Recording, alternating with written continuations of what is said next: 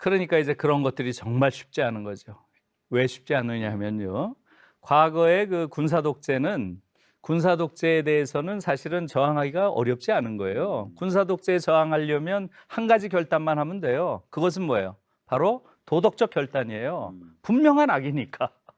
분명한 악이니까. 근데 이 자본 독재 그렇죠. 상황에서는 자본 독재는 교활하다는 게 그렇죠. 자본 독재는 담론 투쟁을 해야 되는 거예요. 자본은 물리적 폭력으로 지배하지 않거든요. 예? 담론으로 지배하거든요. 담론 투쟁한다는 게 어떤 거지? 조금 그러니까 자본의 이데올로기가 지금 한국 사회는 완전히 지배하고 있는 거죠. 다시 말하면 자본의 담론적 지배가 가장 완벽하게 이루어진 나라예요. 이건 이제 설명이 좀 필요해요. 왜 그런지를 설명하려면 한국에서는 자본의 작동에 반하는 일체의 담론이 사실상 억압되거나 부재합니다. 예를 하나 들어볼게요. 독일 학생들 경우는 80% 이상이 소비할 때 죄책감을 느낍니다. 소비할 때 죄책감을 느껴요. 돈을 쓸 때, 물건 살 때 죄책감을 느껴요. 독일 학생들은 성과 관련해서 죄책감을 느끼는 아이는 거의 없어요. 거의 제로라고 봐도 돼요. 성은 죄책감을 느낄 윤리적 사안이 아니라고 가르치니까. 네? 그렇게 가르쳐요. 우리 고등학생들의 경우는 거의 대부분이 성과 관련해서 죄책감을 가지고 있어요. 그러나 소비할 때 죄책감을 가진 아이는 전혀 없다고 봐도 과언이 아니에요. 오히려 자부심을 느껴요. 소비를 해야 나라가 돌아가고 경제가 활성화되고 부유한 나라가 되고 이런 논리가 너무나 자연스럽게 관철되는 거예요. 왜 그렇겠어요? 자본 독재가 있으니까 그런 거예요. 자본이 부추기고 있는 거예요. 당연하죠. 자본이 부추긴다기보다는 한국 사회 전체가 그렇게 돌아가는 거예요. 지금 한국 사회에서 만드는 법을 보세요. 법을 불법적으로 하는 게 아니에요. 지금 이 자본 독재라는 것은 여의도에 앉아 있는 300명이 앉아 있잖아요. 이제 이들이 임기가 끝나죠. 국회의원들. 그 중에 295명, 5명 빼고 295명이 다 자유시장 경제를 지지하는 의원들이 앉아 있는 거예요. 전 세계에서 자유시장 경제를 지지하는 자들이 99% 앉아 있는 나라가 세상에 어디 있어요. 독일은 어떻습니까 지금? 지금 독일은 전번에는 베를린에 633명이 앉아 있었어요. 그렇게 많이 앉아 있었는데 자유시장 경제를 지지하는 자는 제로였어요. 한 명도 없었어요. 한 명도. 그것도 독일에서는 좀 예외였긴 해요. 독일에서는 대체로 5% 정도가 앉아 있어요. 5%. 왜냐하면 자유시장 경제라고 하는 것은 그냥 시장을 자유롭게 놔두자는 거예요. 시장이 하도록.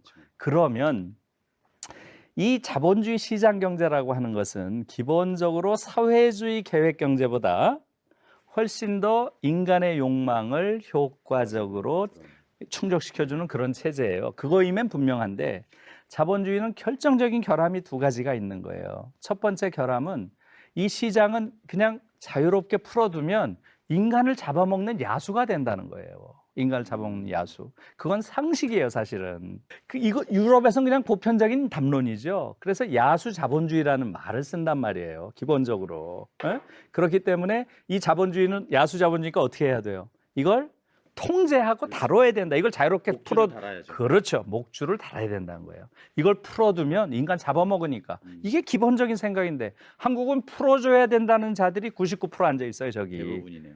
그러니까 정의당 빼고. 그렇죠. 그러니까 자본 독재 사회인데 저는 그래서 그걸 자본 독재라는 개념으로 불러야 분명하게 그걸 인식한다고 생각을 하는 거죠. 그런데 한국에서는 그런 데 대한 인식 자체가 없잖아요. 이런 식으로 지금 말하자면 자본 독재가 작동하고 있는 것이고요. 여기서 살고 있는 이 자본의 입장에서 볼 때는 여기서 살고 있는 우리 한국의 국민들, 시민들 전체를 자본이 다루어야 될 하나의 인적 자원이라고 생각하는 거예요. 그래서 교육에서부터 새로운 교육이 시작돼야 돼요. 그렇게 돼야 되는데 그러니까 교육은 어떻게 돼 있어요? 한국 교육은. 한국에서는 이제 새롭게 교육이 시작되려면 교사들이 각성을 해야 될 거 아니에요. 교사들이 어떻게 각성을 해요?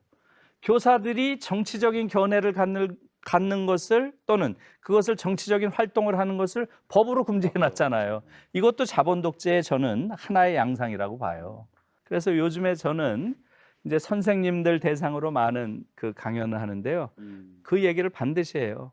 요번 문재인 정부 2년, 그다음에 민주당이 180석을 얻었다. 네. 이런 상황 속에서 선생님들이 정치적인 성숙한 시민으로서 너무나 당연한 자기의 권리를 되찾지 못하면 한국 사회 미래가 없다.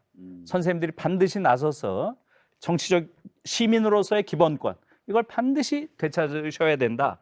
이렇게 말씀들을 드리고 있어요. 그다음 국회의원 300명, 국회의원 보좌관 3,000명, 월급이 8,600억이나 되니까 그것도 1조 원이야. 그죠? 그런데 국회의원 보좌관하고 국회의원은 세비만 받아가나? 거기다 자동차, 뭐 비행기 타 이런 걸 공짜 해줘 안 해줘요? 자동차 기름값 이거 계산하니까 1조 8천억을 써. 적습니까 연간? 그거 다 없애. 무보수야. 국가 돈 10원도 안 줘도 돼. 그래서 정치혁명의 첫째가 국회의원 100명이죠? 100명 명예직 무보수 맞죠? 이거의 끝이야. 아주 간단해요. 지자체 폐지야. 그죠? 지자체 없이 뭐 한다고요? 대통령이 단체장만 임명해. 네가 부산시장 해. 그건 끝이야. 알겠죠? 뭐 거기 뭐 이상한 부시장 뭐 이런 거 이제는 앞으로 허용합니까? 아주 간단해. 시장 대통령이 딱 임명해. 알겠죠? 지금은 말이야 시장과 부시장이 라이벌 관계야. 서로 이번에 울산도 뭐 봤죠? 부시장이 시장고. 예를 들어서 이게 뭡니까? 아니 단일 지도 체제면서 강해. 알겠죠? 대통령이 저 강주를 갔다. 대통령이 부산을 갔다. 그 시에서 대하는 게 다르면 될까? 대통령이 임명한 시장이 아니면 소용이 없어. 알겠습니까? 나는 그런 대통령 안 해. 알겠습니까? 대통령 가서 지자체 단체장 눈치 봅니까?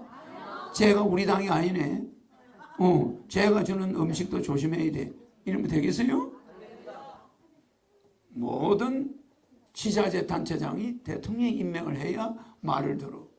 알겠죠? 그 다음에 뭐 폐지? 지방세 폐지야. 지방세 폐지해야 하네요.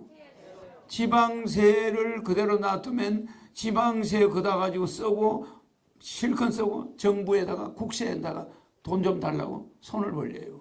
알겠죠? 지방세 받아가 다 닦아 쓰고 그거 가지고 50%밖에 안 된대.